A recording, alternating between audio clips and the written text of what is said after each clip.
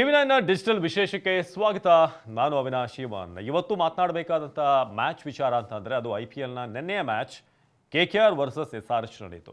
So SRH ನಿಮಗೆಲ್ಲ ಗೊತ್ತಿರೋ ಹಾಗೆ ಭಾಳ ಪವರ್ ಪ್ಯಾಕ್ಟ್ ಆಗಿರುವಂಥ ಬ್ಯಾಟಿಂಗ್ ಲೈನಪ್ ಇರುವಂಥ ಒಂದು ಟೀಮ್. ಅವರೇ ಹೇಳಿದ ಹಾಗೆ ನಾವು ಈ ಸಲ 300 ಹೊಡಿತೀವಿ ಅಂತ ಆರಂಭ ಮಾಡಿದರು. ಸೊ ಫಸ್ಟ್ ಮ್ಯಾಚ್ ಹಾಗೇ ಇತ್ತು, 287 ಹೊಡೆದ್ರು, ಒಳ್ಳೆ ಸ್ಕೋರ್ ಬಂತು. ಆದರೆ ಅದಾದಮೇಲೆ ಎಲ್ಲೋ ಒಂದು ಕಡೆ ಅವರ ಸ್ಟ್ರಾಟಜಿ ಇದೆಯಲ್ಲ, ಅದೇ ಅವರಿಗೆ ಬ್ಯಾಕ್ ಫೈರ್ ಆಗ್ತಿದೆಯಾ ಅಂತ. T20 ಅಂದರೆ ಹೊಡಿಬಡಿ ಹೌದು, ಆದರೆ ಸ್ವಲ್ಪ ಕೆಲವೊಂದು ಸಲ ತಲೆ ಉಪಯೋಗಿಸ್ಬೇಕಾಗುತ್ತೆ. ಬಂದಿರುವಂಥ ಎಲ್ಲ ಬಾಲ್ಗಳನ್ನು ಕೂಡ ಕ್ಲಿಯರ್ ಮಾಡೋಕ್ಕೆ ಸಾಧ್ಯ ಇಲ್ಲ. ಸೊ ನೆನ್ನೆ ಕೂಡ ಅದೇ ಆಯಿತು. ಫಸ್ಟಿಗೆ ಬ್ಯಾಟಿಂಗ್ ಮಾಡಿದಂಥ ಕೋಲ್ಕತ್ತಾ 200 ರನ್ ಗಳಿಸಿದ್ರು. ಎಲ್ಲರೂ ಕೂಡ ಅಂದ್ಕೊಂಡಿದ್ರು 200 ಎಲ್ಲ ಸನ್ರೈಸರ್ಸ್ಗೆ ಯಾವ ಲೆಕ್ಕ, ಬೇಗ ಹೊಡೆದು ಮುಗಿಸ್ತಾರೆ ಅಂತ. ಸೊ ಆದರೆ ಅದಾದಮೇಲೆ ಅವರ ಅಪ್ರೋಚ್ ಏನಾದರೂ ಬದಲಾವಣೆ ಆಯಿತಾ? ಇಲ್ಲ, ಎಲ್ಲರೂ ಕೂಡ ಬಿಗ್ ಶಾಟ್ಸಿಗೆ ಹೋದರು. ಅವರ ಮೇನ್ ಪಿಲ್ಲರ್ಗಳು, ಟಾಪ್ ಆರ್ಡರ್ನಲ್ಲಿರುವಂಥ 3 ಪ್ಲೇಯರ್ಗಳು, ಟ್ರಾವಿಸ್ ಹೆಡ್, ಹಾಗೆ ಅಭಿಷೇಕ್ ಶರ್ಮಾ, ಇಶಾನ್ ಕಿಶಾನ್, ಈ 3 ಜನ ಔಟ್ ಆದರೆ ಒಂದು ಅರ್ಧ ಪ್ರೆಷರ್ ಬೀಳುತ್ತೆ ಅಂತ ಪ್ರತಿ ಮ್ಯಾಚ್ನಲ್ಲೂ ಕೂಡ, ಹಿಂದಿನ ಮ್ಯಾಚಲ್ಲೂ ಕೂಡ ನಾವು ನೋಡಿದ್ವಿ. ಅದೇ ಅವರ ವೀಕ್ನೆಸ್ ಕೂಡ ಆಗ್ತಾ ಇದೆ. ಒಂದು ಟೀಮ್ ಬ್ಯಾಟಿಂಗ್ನಲ್ಲಿ ಭಾಳ ಬಲಿಷ್ಠವಾಗಿರ್ಬೋದು, ಆದರೆ ಕಾಂಬಿನೇಷನ್ ಬೇಕಾಗುತ್ತೆ. ಕೆಲವೊಂದು ಸಲ ನಿಂತಾಡಬೇಕಾಗುತ್ತೆ. ಕೆಲವೊಂದು ಬೌಲರ್ಗಳು ಚೆನ್ನಾಗಿ ಬೌಲ್ ಮಾಡ್ತಿರ್ಬೇಕಾದ್ರೆ ಅವ್ರಿಗೆ ಕೊಡಬೇಕಾದಂಥ ರೆಸ್ಪೆಕ್ಟ್ ಕೊಡಲೇಬೇಕಾಗುತ್ತೆ. ಸೊ ನೆನೆ ಆಗಿದ್ದು ಅದೇನೆ, 200 ರನ್ ಗಳಿಸಿದ್ರು. ಅವರಿಗೆ ಏನು ಅಂಕರೀಶ್ ಸೂರ್ಯವಂಶಿ ಅವರು ಚೆನ್ನಾಗಿ ಆಡೋರು, ರಘುವಂಶಿ ಅವರು. ಸೊ ಅವ್ರ ಜೊತೆಗೆ ನಮ್ಮ ವೆಂಕಟೇಶ್ ಅಯ್ಯರ್ ಕೂಡ ಸಖತ್ತಾಗಿ ಆಡಿ ಒಳ್ಳೆಯ ಒಂದು ಸ್ಕೋರ್ ಬಂತು ಅವ್ರದ್ದು. ಇನ್ನೊಂದು ಕಡೆ ಬ್ಯಾಟಿಂಗ್ ಪವರ್ ಪ್ಯಾಕ್ಟ್ ಆಗಿರುವಂಥ ಸನ್ರೈಸರ್ಸ್ ಟೀಮಲ್ಲಿ ಬೌಲಿಂಗ್ ಎಷ್ಟು ಮಟ್ಟಿಗಿದೆ ಅಂತ. ಹೌದು, ಕಮಿನ್ಸ್ ಇದ್ದಾರೆ, ಶಮಿ ಇದ್ದಾರೆ, ಸ್ವಂತ ಎಕ್ಸ್ಪೀರಿಯನ್ಸ್ ಬೌಲರ್ ಇದ್ದಾರೆ. ಅವ್ರ ಜೊತೆಗೆ ಹರ್ಷಲ್ ಪಟೇಲ್ ಕೂಡ ಇರೋದ್ರಿಂದ, ಪರ್ಪಲ್ ಪಟೇಲ್ RCBಗೆ ಒಳ್ಳೆ ಒಂದು ಸೇವೆಯನ್ನು ಕೊಟ್ಟಂಥವ್ರು. ಆದರೆ ನೆನ್ನೆ ಕೋಲ್ಕತ್ತಾದಲ್ಲಿ ಅದು ಯಾವುದೂ ಕೂಡ ವರ್ಕೌಟ್ ಆಗಲಿಲ್ಲ. ಬೌಲರ್ಗಳ ಎಕ್ಸ್ಪೀರಿಯನ್ಸ್ಗಳು ಕೂಡ ನೆನ್ನೆ ವರ್ಕೌಟ್ ಆಗಲಿಲ್ಲ. ಸೊ ಏನು ಸ್ಕೋರ್ 200 ರನ್ ಗಳಿಸ್ತೋ ಅದನ್ನು ಚೇಸ್ ಮಾಡಬೇಕಾದ್ರೆ ನಮ್ಮ ಸನ್ರೈಸರ್ಸ್ ಗಳಿಸಿದ್ದು ಕೇವಲ 120 ರನ್ ಮಾತ್ರ. ಸೊ ಕಾವ್ಯ ಮಾರನ್ ಏನು ಅವರ ಟೀಮ್, ಒಂದು ಆರೆಂಜ್ ಆರ್ಮಿ ಒಂದು ಭಯವನ್ನು ಹುಟ್ಟಿಸಿತ್ತಲ್ಲ ಫಸ್ಟ್ ಮ್ಯಾಚಲ್ಲಿ, ಅದಾದ ನಂತರ ಬ್ಯಾಕ್ ಟು ಬ್ಯಾಕ್ ಮ್ಯಾಚ್ಗಳನ್ನು ಅವರು ಸೋಲ್ತಾ ಇದ್ದಾರೆ. ಸೊ ಓವರಾಲ್ ಈಗ ನಾವು ನೋಡಿದ್ರೆ ಅವರು ಪಾಯಿಂಟ್ ಟೇಬಲ್ನಲ್ಲಿ ಆಲ್ಮೋಸ್ಟ್ ತಳಕ್ಕೆ ಬಂದಿದ್ದಾರೆ, ಅಂದರೆ ಕಂಪ್ಲೀಟ್ ತಳಕ್ಕೆ ಬಂದಿದ್ದಾರೆ. 4 ಮ್ಯಾಚ್ 1 ವಿನ್ 3 ಸೋಲು, ಬ್ಯಾಕ್ ಟು ಬ್ಯಾಕ್ ಸೋಲು, 2 ಪಾಯಿಂಟ್ಸ್. ರನ್ ರೇಟ್ ಅಂತೂ -1.612. ನೆನ್ನೆ 80 ರನ್ ಸೋಲಿದೆಯಲ್ಲ, ಅದು ಭಾಳ ವ್ಯತ್ಯಾಸ ಮಾಡಿದೆ ಅವರ ರನ್ ರೇಟ್ನಲ್ಲಿ.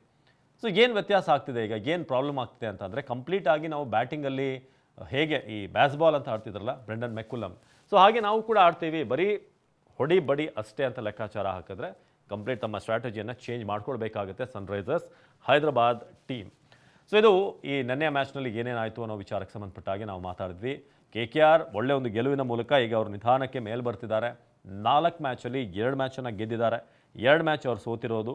So 4 point plus 0.070. ಟಾಪಲ್ಲಿರುವಂಥ ಟೀಮ್ಗಳು ಅಂತಂದರೆ ಪಂಜಾಬ್ 2ಕ್ಕೆ 2 ಮ್ಯಾಚನ್ನು ಗೆದ್ದಿದ್ದಾರೆ, 4 ಪಾಯಿಂಟ್ ಪ್ಲಸ್ 1.485 ಅವರ ರನ್ ರೇಟ್. DC ಕೂಡ 2ಕ್ಕೆ 2 ಮ್ಯಾಚನ್ನು ಕೂಡ ಗೆದ್ದಿದೆ. ಸೊ ಅವರು ಕೂಡ ಟಾಪಲ್ಲಿದ್ದಾರೆ. RCB 2ಕ್ಕೆ 2 ಗೆದ್ದಿತ್ತು, ಆದರೆ ಲಾಸ್ಟ್ ಮ್ಯಾಚಲ್ಲಿ ನಾವು ಗುಜರಾತ್ ಮೇಲೆ ಸೋತಿದ್ರಿಂದ ಈಗ ನಾವು 3ನೇ ಸ್ಥಾನಕ್ಕೆ ಬಂದಿದ್ದೀವಿ. 3 ಮ್ಯಾಚಲ್ಲಿ 2 ವಿನ್ ಆಗಿ 1 ಸೋತು, 4 ಪಾಯಿಂಟ್ ಪ್ಲಸ್ 1.149 ನಮ್ಮ ಒಂದು ರನ್ ರೇಟ್ ಇದೆ. ಸೊ GT ಕೂಡ ಒಂದು ಲಾಸ್ಟ್ ಮ್ಯಾಚ್ ಗೆದ್ದಿದ್ದರಿಂದ 4 ಪಾಯಿಂಟ್ ಅವರು ಕೂಡ ಇದ್ದಾರೆ. ಟಾಪ್ 5ಲಿ KKR ಕೂಡ ಈಗ ಎಂಟ್ರಿ ಕೊಟ್ಟಿದೆ. ಬಟ್ ಈ ಒಂದು ಟೂರ್ನಮೆಂಟಲ್ಲಿ ಈಗ ಹಿಂದೆ ಉಳಿದಿರೋದು ಅಂತಂದರೆ SRH, ರಾಜಸ್ಥಾನ್ ರಾಯಲ್ಸ್ 3 ಪಂದ್ಯ 1 ಗೆದ್ದಿದ್ದಾರೆ, 2 ಸೋತಿದ್ದಾರೆ. CSK 8ರಲ್ಲಿದೆ. ಸೊ 1 ಮ್ಯಾಚ್ ಗೆದ್ದಿರೋದು, 2 ಸೋತಿದ್ದಾರೆ. ಸೊ ಹಾಗೆ ಟಾಪ್ನಲ್ಲಿರಬೇಕಾದಂಥ ಟೀಮ್ಗಳು ಮುಂಬೈ, CSK ಅವತ್ತು ಕೂಡ ಟಾಪಲ್ಲಿ ಇರೋಕ್ಕೆ ಬಯಸುವಂಥ ಟೀಮ್, ಅವೆಲ್ಲವೂ ಕೂಡ ಈಗ 6ರ ನಂತರ 6ರಿಂದ 10 ಆ ಪ್ಲೇಸಲ್ಲಿದೆ. ಸೊ ಇದು ನೆನ್ನೆ ಮ್ಯಾಚ್ ಸಂಬಂಧಪಟ್ಟ ಹಾಗೆ. ಜೊತೆಗೆ ಇವತ್ತು ಕೂಡ LSG ವರ್ಸಸ್ ಮುಂಬೈ ಮ್ಯಾಚ್ ಇದೆ. ಲಕ್ನೋ ಸೂಪರ್ ಜಾಯಿಂಟ್ಸ್ ಏನು KL ರಾಹುಲ್ ಅವ್ರನ್ನ ಬಿಟ್ಟ ಮೇಲೆ 27 ಕೋಟಿಯನ್ನು ಕೊಟ್ಟು ಅಲ್ಲಿ ರಿಷಬ್ ಪಂತ್ ಅವ್ರನ್ನ ಕರ್ಕೊಂಬಂದರು. ಆದರೆ ಪಂತ್ ಆಡ್ತಿರುವಂಥ ರೀತಿ ಕಳೆದ 3 ಮ್ಯಾಚಲ್ಲೂ ಕೂಡ 27 ಕೋಟಿ ಅಲ್ಲ, ಬರೀ 27,000 ಬೆಲೆ ಬಾಳುವಂಥ ಆಟವನ್ನು ಕೂಡ ರಿಷಬ್ ಪಂತ್ ಆಡ್ತಾ ಇಲ್ಲ. ಸೊ ಅವರ ಕ್ಯಾಪ್ಟನ್ಶಿಪ್ ಆದರೂ ಚೆನ್ನಾಗಿದೆಯಾ? ಅದು ಅಷ್ಟೇ ಬೇಕಾರಾಗಿದೆ. ಸೊ ಎಲ್ಲೊಂದು ಕಡೆ ಸಂಜೀವ್ ಗೋಯಂಕ ಅವರಿಗೆ ನಾನು ಮಾಡಿರುವಂಥ ಬದಲಾವಣೆ, KL ರಾಹುಲ್ ಅವ್ರನ್ನ ಅವರು ನಡೆಸ್ಕೊಂಡಂಥ ರೀತಿ, ಅದಾದಮೇಲೆ ಅವರ ಟೀಮ್ ಬಹುತೇಕ RCB ಅಭಿಮಾನಿಗಳು, ಕನ್ನಡಿಗರು ಲಕ್ನೋ ಸೂಪರ್ ಜೈಂಟ್ಸ್ ಅಷ್ಟಾಗಿ ಪರ್ಫಾರ್ಮ್ ಮಾಡಬಾರ್ದು ಅಂತಲೇ ಬಯಸ್ತಿರೋದು, ಯಾಕಂದರೆ ರಾಹುಲ್ ವಿಚಾರವಾಗಿ. ಸೊ ಇದು ಈ IPLಗೆ ಸಂಬಂಧಪಟ್ಟ ಹಾಗೆ ಅಪ್ಡೇಟ್. ಜೊತೆಗೆ ಕಗಿಸೋ ರಬಾಡ ಒಂದಷ್ಟು ಓನ್ ಕಾರಣಗಳಿಂದ ಅವರ ಏನು ತಾಯ್ನೆಲಕ್ಕೆ ಹೋಗಿದ್ದಾರೆ ಅಂತ ಮಾಹಿತಿ ಲಭ್ಯವಾಗಿದೆ. ಗುಜರಾತ್ಗೆ ಇದೊಂದು ಟೆನ್ಷನ್. ಈಗ ಯಾವತ್ತು ವಾಪಸ್ ಬರ್ತಾರೆ ಏನು ಅನ್ನೋದು ಕಾದು ನೋಡಬೇಕಾಗಿರುವಂಥ ವಿಚಾರ. ಸೊ ಜೊತೆಗೆ ಇನ್ನೊಂದು ಬದಲಾವಣೆ, ಈಗ RCB ಟೀಮಲ್ಲಿ ಎಲ್ಲರೂ ಕೂಡ ಕೇಳ್ತಾ ಇರೋದು, ದೇವದತ್ ಪಡಿಕ್ಕಲ್ ಅವ್ರನ್ನ ಇಂಪ್ಯಾಕ್ಟ್ ಪ್ಲೇಯರ್ ಆಗಿ ಬಳಸೋ ಬದಲು ಬೇರೆ ಪ್ಲೇಯರ್ನ ಬಳಸಬೇಕು ಅಂತ ಹೇಳಲಾಗ್ತದೆ. ಒಂದಷ್ಟು ಹೆಸರುಗಳಲ್ಲಿ ಬರ್ತಾ ಇದೆ.